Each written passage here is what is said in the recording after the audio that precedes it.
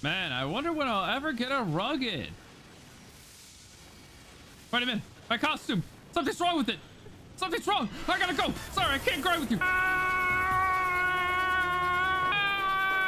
don't have time for an urgent quest. Get out of my face. Where the hell am I?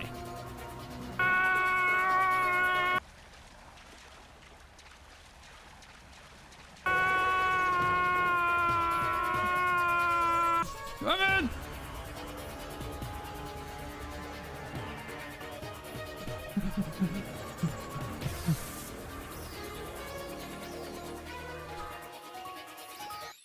That's better.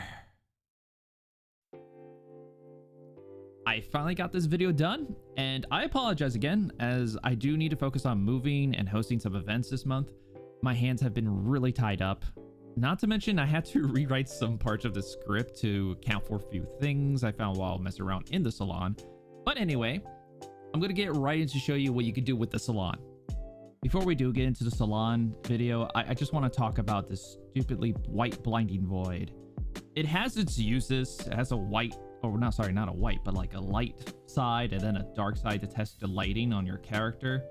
But it's so blinding. I prefer the base PSO blue edit, I guess, area, you can call it. But since we don't have that anymore, I'm going to have to show you how to change the area, which most people actually don't know. You can go to miscellaneous test and go to field test and change the salon screen to any area we currently have within the game. So when Staya comes out, we'll have areas that you can select in the salon for that. But for now, I'm going to choose Mount Ihana East. That's my favorite one so far. Do note you can also change the weather, just like in a photo room, and change the date of time. Make it dark or daytime, like so. It's a little harder on controllers, so I'll use a mouse and keyboard to change this. And I'm going to change it to Blizzard or something. As you can see, everything is in full control, just like a photo room. And I'm not blind anymore.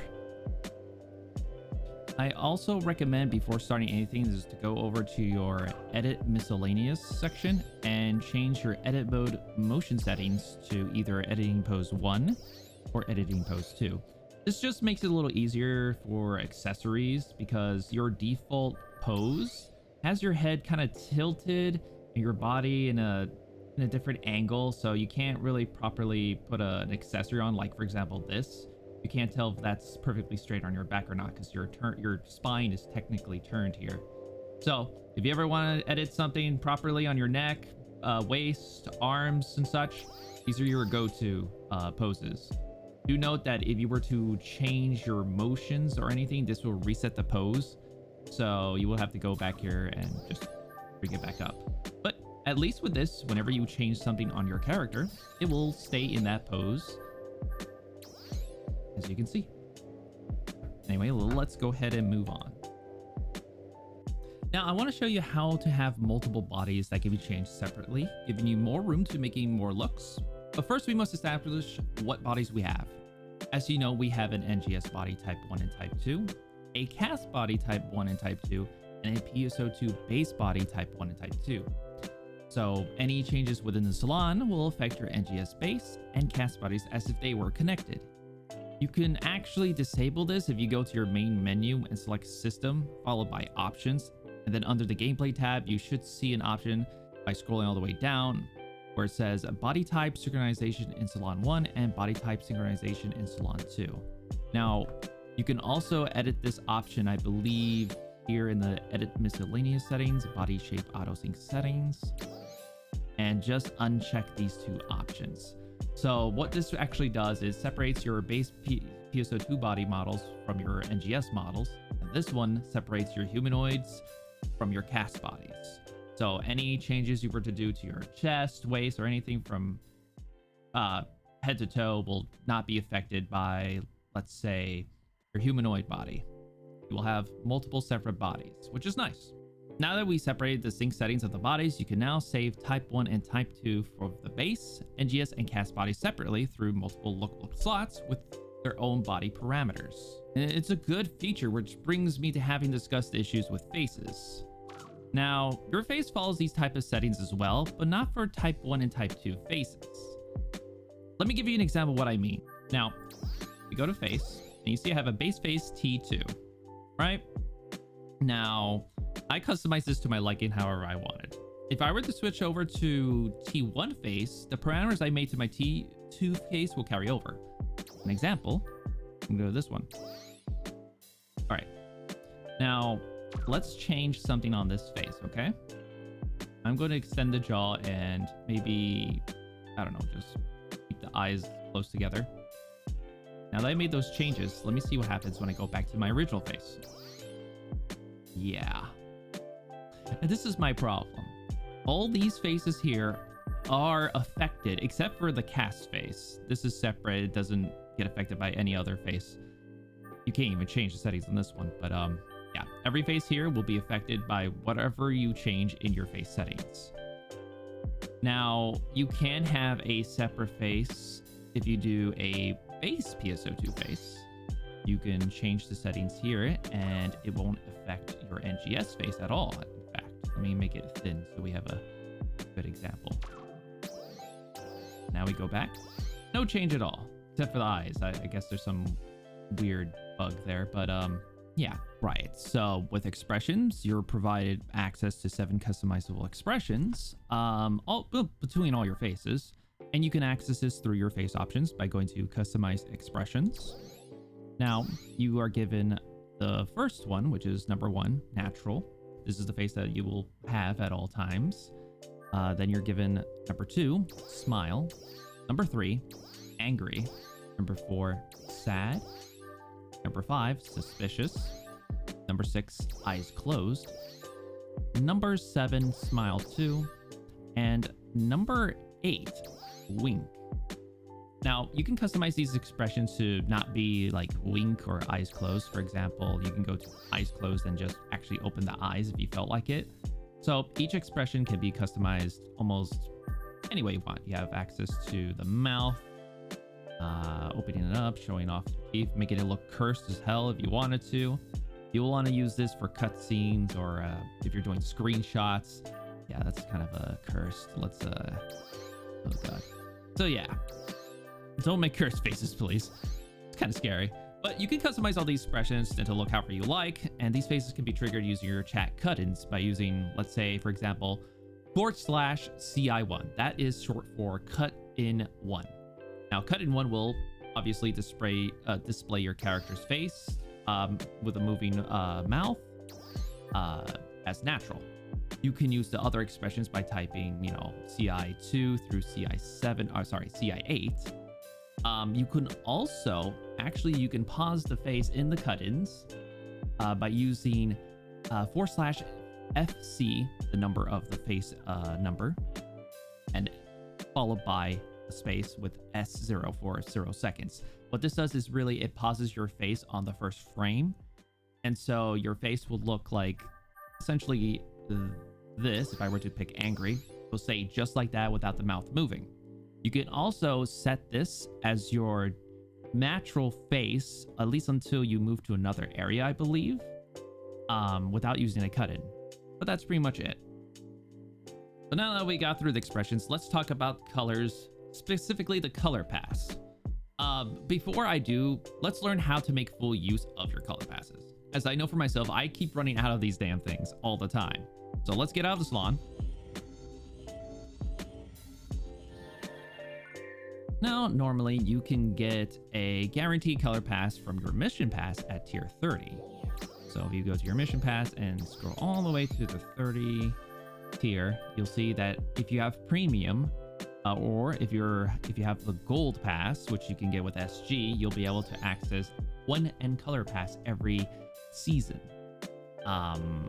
You can either spend 100 SG to get the gold pass, or just spend about maybe $13 for 30 days of premium. You can also get that for less through the AC shop. Another way to receive a color pass is through the special scratch tickets. You're given these through the mission pass, here and there. I don't know which ones. I don't really pay attention to that much, but here's one, for example, at tier 8, you can get a special scratch ticket, and you don't need a gold pass for that. Same thing, you can get more on the next tier, and so on and so forth. You just need to take a look at your pass. Now, when you get access to these tickets, you're going to go to your shop, play scratch tickets, and check out special scratch tickets. Right now, I don't have any that I can use, but if you check the prize list, scroll all the way down, you'll see that you have the option of getting a color change pass. It's a 3.8% chance, but you know, if all else fails and you have no way of getting one, this is your last resort. Other methods are pretty much spending on AC or on scratches. So for example, if you were to check out the latest scratch, which is Monster Masquerade 22, you'll see, oh, no, not here, sorry. You have to go through the special scratch bonus. If you complete a certain amount of scratches here, you will obtain these rewards. Usually it will take a few tries. I think this is about maybe 15 scratches and you get an color pass. I can't really remember. Usually tells you. I need another scratch, for example, that I haven't scratched on, but there's none right now. But I can really show you a good example of that. Now, some of you already know this, but I want to provide this tip here because I know damn well new players might waste their color pass tickets without realizing they can change more than one wear with just one ticket. That's right, you can change the color of your outerwear, basewear, innerwear, and default cast parts all at the same time with just one single color pass ticket. Let me show you. All right, so here we're on the Salon. I'm going to try to explain this as best as possible because it was a little confusing at first for me when they first introduced these features. But with a color change pass, you can essentially color 3 wears, well, technically 4, but I'll show you that in a moment. 3 wears all at the same time with just one pass. So if you simply change this, go here and change that all white, just for an example. Then the underwear as well, innerwear. You don't have to worry about accessories because those are tied to your clothing's color. So if I were to try to save this, it will just use one color pass to change all these at the same time. Now, what you can also do, what I recommend, is also changing your part color settings here.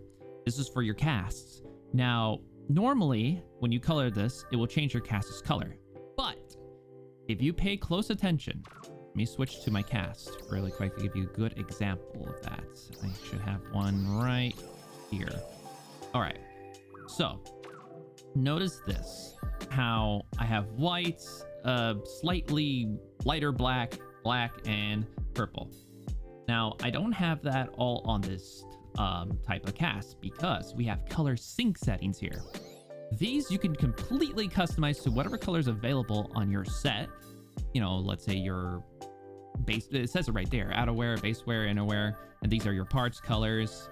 You can even change your parts from your hair color, skin, everything, eyes, all that stuff.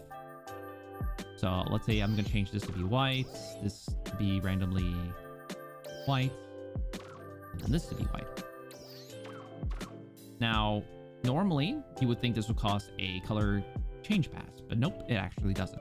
Only the color part settings here, which you can see the little green icon there, meaning this will cost a color pass. However, this doesn't have that icon, meaning you can color this to whatever you want and it won't affect any of your other casts unless you have this change all checked. Okay, now let's get into talking about the basewear and setwear color variants. But first, we should know what a basewear and a setwear is. So, as you can see here, I'm using the Kiha Tono uniform, which indicates is a setwear. Now, what does that mean? What it means is it's an entire set. You cannot put an outerwear on it. You can notice by looking at the icon here, indicating you can't put outerwear. Most of the time, when you see this icon, it just means it's a setwear. Now, if you go over here to this, it has BA next to its name, meaning it's a basewear. So you could put an outerwear on it. That's basically the difference between the two. Now back to the uniform. We're gonna go with the normal version of the Kiha Tono uniform. And as you can see, it is its normal colors, blue. Now, we have a second one, which is a Kiha Tono uniform 4/2.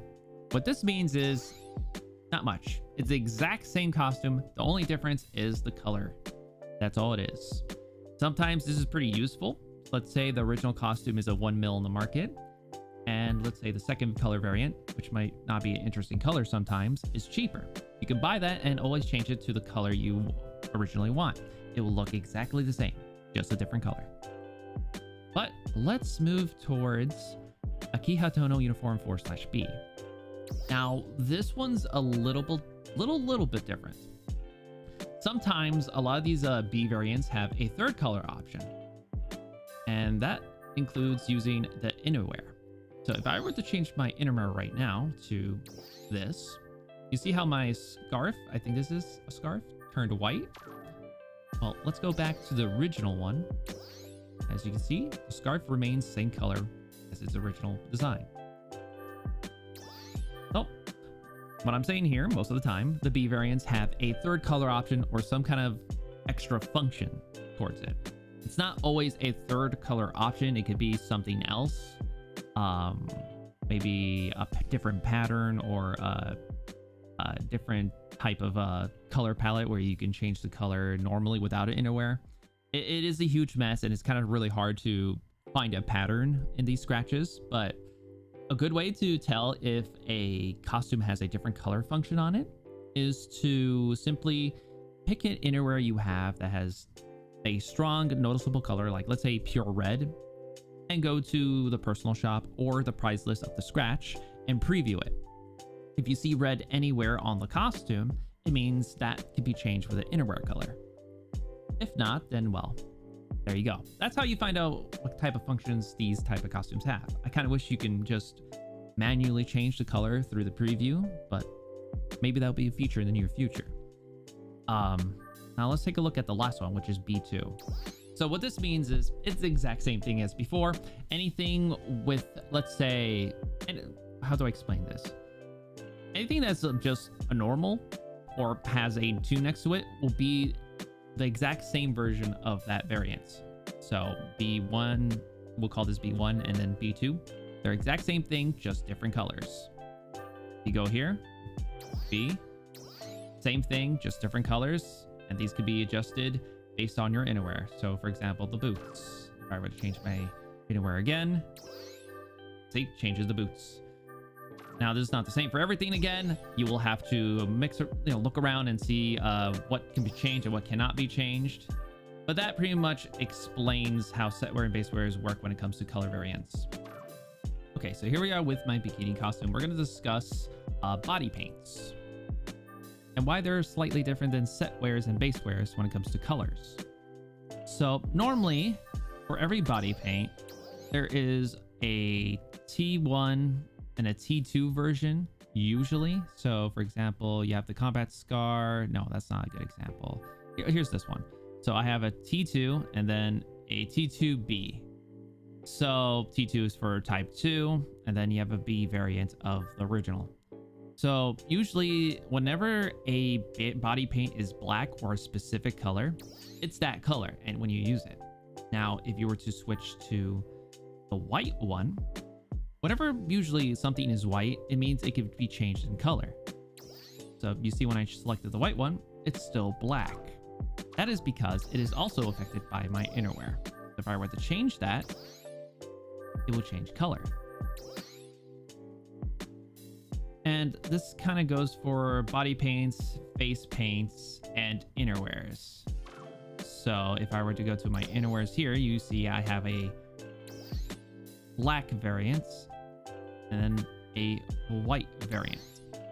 The thing about innerwears is you can't change the color of an innerwear with another innerwear, obviously, or different colors of your outerwear. These are just 2 variants of them, just so you have a copy and you can change their colors to whatever you want. That's pretty much sums it up. It's a little confusing at first, but once you get the hang of it, it's not that difficult. Okay, so let's get into the accessories and their attach points. What I really want to show you here is how to enlarge an accessory. And the one I'm going to use is a very well-known one, and that is the bosom. Yes, the legendary bosom. Let's try making this bigger than what it's supposed to be. So your first attempt is to maximize its size. So this is as big as it gets, but what if I wanted to make that bigger? Now, if I remember correctly, the default attach point for this accessory is spine 2. Let's test that out. So if I were to put it on waist, nope, doesn't go there. Spine 2 definitely goes there. Spine 1, nope. But notice something. When I put on spine 1, it gets bigger. That's because it's tied to my thighs. And my thighs are actually bigger than my body. That's going to come in handy once I show you what I'm going to do to my spine. So we're putting it back. And we're going to go to my body and change my physique. So let's see what happens when you stretch that attach point. Oh, it gets even bigger. Now they're gargantuan. Sure, my body may look deformed, but with this in mind, you could probably pull some crazy stuff. Let's try increasing the thighs to the maximum size and putting my bosoms there. Spine 1. Now they're even bigger. And you know what? I can move them up. This is the secret to those massive gargantuan bosoms you've been seeing some players do. This is how they do it, I believe. At least this is how I found out how they do it. Yeah, so you can have fun with that. I don't normally do this, but it's good to know. Now, the cool thing about accessories, they also have another function. At least some of them, not all of them, have an extra function. A good example of this is, let's see. Actually, the one I'm thinking about, we're gonna have to remove this hat. Okay. So now I think it was with a halo. That's it. So this is a base item, but both NGS and base items have extra functions. Some of them, not all of them, but it's good to mess around and find out. A good way to find out if a accessory has a function or not is to mess around with its size and its position. So notice how my horns got bigger, but not the halo. What happens if I were to move the horns down? The halo doesn't move. So in that case, this accessory can technically turn into a halo all on its own if I just put the horns in my head. Voila, now I have a halo. And this is what I mean with what you can do with the properties of different accessories. Not each one is the same, not each one comes with extra accessory, but some of them come with some pretty cool features. All right, so now we can get down to edit your base type motions. Or was it? No, it's motion base type, I think. Anyway, if you go to edit miscellaneous, you'll see motion base type. And you'll see that I'm prioritized to type 1. This means any animations I do, whether it's sitting down, using an emote shortcut from the keyboard, or just type in emotes without any parameters, will just cause me to do the male type motions for them. Now, I can switch this over to type 2, and I'll start doing the female motions. So this is pretty useful in case you want to make using emotes pretty easy without having to type everything out. Now, if you do change this to whatever type you're going to pick, your ARC's ID will display you as that type. So I look like a female right now, and if I set it to type 1, my ARC's ID will say that I'm a type 1, indicating that I'm a male, even though I look like this. So thought I'd just share that information. Anyway, let's move on. Okay, now to introduce another feature that not a lot of players know they can do, and that's copying other players' costumes. There is a way to bookmark them and then also load them onto your profile. So let's go ahead and find a player we want to mimic. Here's one. I'm going to try to mimic Ellis, or Elise, or Alice. I don't know how to pronounce it. I'm going to just copy you. So you're going to go to communications, nearby players or characters, select them, and then you're going to view their lookbook. Now you can also just go to the lookbook settings of the game and do the same thing. This guy has a lot of views, so let's go ahead and add that bookmark over here. Call it Elise. And now we have saved the bookmark. Now next, what you're going to do is you're going to get out of all this and go to your customize looks and go to bookmark. Here you can then save to assembles the bookmark you just saved and put it in one of your assembled slots. So I'm going to save it on my 28th slot since that's empty. And there we go. Now I've saved it. Now I'm going to go ahead and try to load it by going to my looks, go to the 28th slot and select assemble and load it. And this is what I look like. So apparently, as you notice, this costume is different than what she's wearing. That is because I didn't take a look at her lookbook, what she has for her lookbook. Her lookbook is apparently a dragon type design. I clearly don't have this little animation here with the flames or the wings, so I cannot mimic it perfectly, nor do I have the tail. Just keep note, any costume you try to copy, you need to have the accessories, the setwear, basewear, everything in order to perfectly copy it. Otherwise, it won't work.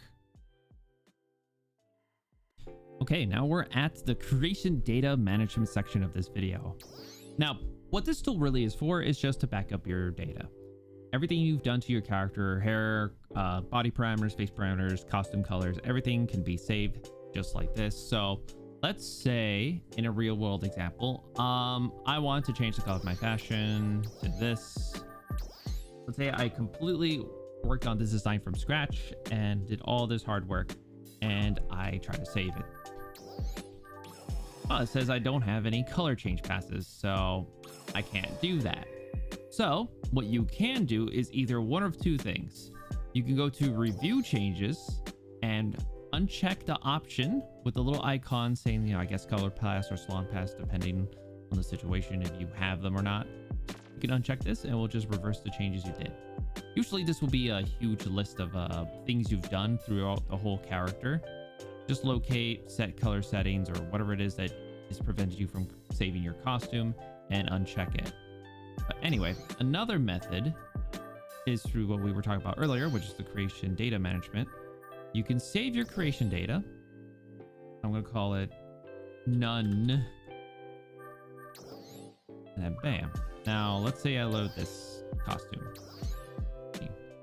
This is my costume I just loaded. Now I'm going to go ahead and look for the none outfit. There it is. And load it up. And there it is. Is that, oops. Yeah, you got to confirm, by the way. Just confirm. And there it is. Exactly how I had it before. You can also choose to load face data from a different costume. So let's say I want to do that. This is from a different costume or this one. So you have these options. Do whatever you want. Now, another way of using this is, since it can back up your character data, there's files of it. And you can use these files to transfer to other computers and maybe share character data for someone who needs like a good body, just can't get that body done, or a face expression. Or, if they're just looking for a good costume and, you can share it, you can do that. So in order to find those files, you're going to go to, by default, you would go to your documents and go to Sega folder. And then the Phantasy Star Online 2 NA Steam folder would be it. I guess there will be an Epic Games one if you had the Epic Games launcher. And then you're gonna just find everything here. You can see they're all named exactly how you named them in the game, as an MHP file. This is pretty simple. You just load it in the same place as the other on the other computer, and you can just load it up. Now, I don't think this works for consoles, however. I tried checking around my PlayStation 5. I didn't see a way I could insert files like this in there and then just load it up in the game. So you might be restricted from doing this type of backup. But at least you can still back up your data and just use it whenever. And I think that really covers it. I mean, there's nothing else to talk about when it comes to saving your shit. Just remember, you have access to character creation data management. You also have access to these features to, hide parts, make it easy to edit. You can even reverse your changes.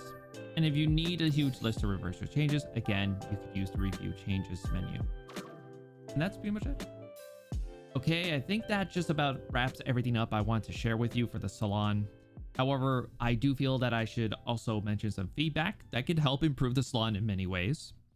If Sega's listening, that should help. But one of the many features is being able to see the values when editing parameters in the Salon. I think we should also have the feature to not only favorite accessories, but also favorite body paints and face paints. I have a lot of these, and I can get lost very easily trying the fun ones I want to use the most. Now, I also want the option to separate the parameter settings for each separate NGS face. This could even be a premium feature. If you want ideas to make premium worth it, this could help, Sega. And finally, my last suggestion would be maybe a premium feature as well. Let us be able to customize the second color on our hair, like we can with our eyes. I don't want to keep using a salon pass every time a new hair is released and it just looks weird with or without the color. All you have to do is change the sync hair color option to be tied to a specific slot in our customized looks. Thanks. If you would like to support me in any way, you can subscribe to this channel and click the bell notification icon. You can also check out my Twitch channel for the most potent content you'll find for PSO2 and Genesis. Finally, you are invited to join our Discord server for any notifications on my Twitch, YouTube, and events for the game. Links to all that was mentioned above will be in the description of this video. Thank you once again, and peace. Hey, Fuda, want to see a new costume? New costume? Yeah. Okay. Come on over here. I'm coming. Oh, I see you. Whoa. No, that's not it. I'm gonna show you. Just stay put. Stay right there. This is not it. Don't move. Okay. I trapped you in the white void. What? Now you're stuck with me forever. The game crashed. What the fuck is this? Welcome to my domain. Okay, you got me good there. What the fuck is this?